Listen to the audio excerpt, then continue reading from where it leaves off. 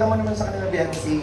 So, nasa notebook po na ito, ang mga memories nila together, mga picture nila together sa kanilang mga ganap.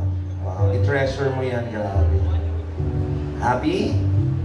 Sobrang Ano nararamdaman mo? kinikilig. Ayun tayo eh. Konti na lang. Konti na lang ba? Ano ba? Ano bang meron na? Ano nararamdaman mo na? Na-in-love ka ba talaga? Siyempre, pamasaya ako na kaming dalawa. I mean, lagi mo kayo magkasama. Okay, sinabi niya na po walang ba? Masaya na po na silang dalawa na. Palakpakan po na. Okay. Para hindi na po tayo matagalan pa. Ayan, meron na kayong baby. Ano yung baby boy? Tama? Anong pangalan niyan? Ha?